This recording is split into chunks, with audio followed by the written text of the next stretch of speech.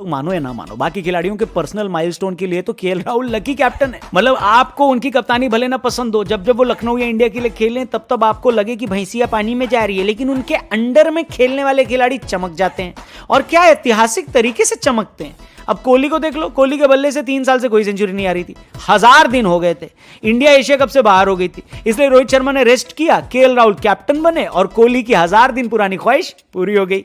इसके बाद बांग्लादेश के खिलाफ दूसरे वनडे में रोहित शर्मा को चोट लगी, तीसरे वनडे में केएल राहुल कप्तान बने। 2019 के बाद से कोहली की वनडे सेंचुरी भी बन गई इसमें। यही नहीं, ईशान किशन भी अपने पहले ही मौके पर डबल सेंचुरी लगाकर ले गए। फिर टेस्ट सीरीज शुरू हुई, केएल राहुल एक दफे फिर कैप्टन बने। शुभमन गिल टेस्ट में सेंचुरी लगाने के बहुत नजदीक आकर भी नहीं लगा पाते, लेकिन केएल राहुल साथ हैं तो उनकी भी सेंचुरी लग गई। और फिर 2019 से अपनी सेंचुरी से महरूम रहे पुजारा की भी सेंचुरी इसी टेस्ट में पूरी हो गई।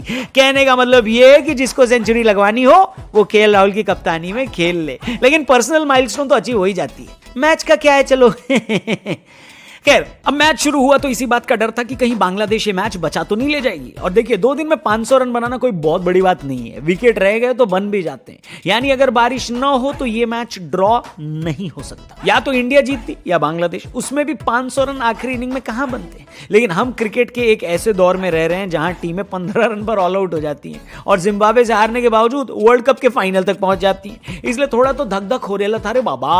और फिर जब बांग्लादेश वालों ने खेलना शुरू किया तो ये डर, पहले सेशन का पहला घंटा बहुत इंपॉर्टेंट होता है, लेकिन बांग्लादेश वालों ने पहला और दूसरा घंटा निकाल दिया।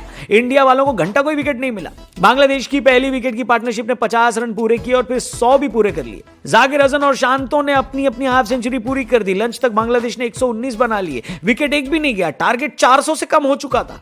जब आपके गेंदबाज विकेट न ले पा रहे हो तो आपको फील्डिंग में कोई एक्स्ट्राऑर्डिनरी एफर्ट चाहिए होता है, और ऐसा ही हुआ। उमेश यादव की एक गेंद शांतो की एज लेकर कोहली की तरफ गई, जो कि कोहली ने ड्रॉप कर दी, लेकिन ऋषभ पंत ने बेहतरीन रिफ्लेक्स के साथ वो कैच लपक ली। ये कैच ये भी बताती है कि इंटरनेशनल क्रिकेट में आपके पास रेगुलर विकेट कीपर होना कितना जरूरी है। पहले वनडे मैच में जहां ऋषभ पंत को वापस भेजकर केएल राहुल ने विकेट कीपिंग कराई थी, वहां 9 विकेट गिरने के बाद राहुल एक कैच नहीं लपक पाए थे, जो कि सीरीज का डिसाइडिंग फैक्टर बना। क्या समझे? क्या टेस्ट क्रिकेट में अक्सर ऐसा होता है कि एक विकेट मिल जाए तो बाकी के विकेट गुच्छे की तरह टपकते हैं। बिल्कुल यही हुआ, एक गिरा तो उसके पीछे पीछे यासिर अली और लिटन दास भी निपट गए। पहले सेशन में बांग्लादेश ने जो हॉरर पिक्चर वाला खौफ बनाया था, दूसरे सेशन में उसकी कार्टून पिक्चर बन गई। चाय तक आते आते 3 विकेट चले गए 176 पर। इंडिया को जीतने के लिए सिर्फ 7 विकेट चाहिए थे। आखिरी सेशन में हमको मिली दिन की पहली हाईलाइट। इस मैच से अपना डेब्यू कर रहे जाकिर हसन ने घर वालों का और अपना नाम रोशन करते हुए एक मुश्किल टाइम में शतक जड़ दिया।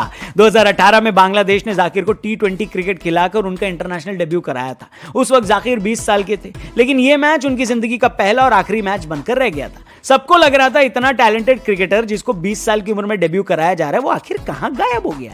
जाकिर ने डोमेस्टिक में बढ़िया प्रदर्शन किया और उनको इस बात का इनाम मिला 4 साल बाद बांग्लादेश की टीम में वापसी करके और टेस्ट क्रिकेट में डेब्यू करके। जाकिर ने दोनों हाथों से मौका लपका और दूसरी इनिंग में बांग्लादेश के लिए शतक जड़ दिया। हालांकि 100 के स्कोर पर अश्विन ने उनको आउट कराकर शानदार पारी का अंत किया। क्रीज पर बांग्लादेश के सबसे सीनियर खिलाड़ी शाकिब अल हसन और मुशफिकुर रहीम की जोड़ी आ गई थी। हमें लगा यही जोड़ी परेशान कर सकती है, लेकिन यहां से अक्षर पटेल टेक ओवर कर गए। जल्दी से उन्होंने 2 विकेट लिए। दिन का खेल खत्म होने तक बांग्लादेश 6 विकेट अपने गिरा चुका है। उनके बने 272। कल शाकिब अल हसन और मेहंदी हसन मिराज खेल को आगे बढ़ाएंगे। इंडिया को जीतने के लिए 4 विकेट चाहिए, जबकि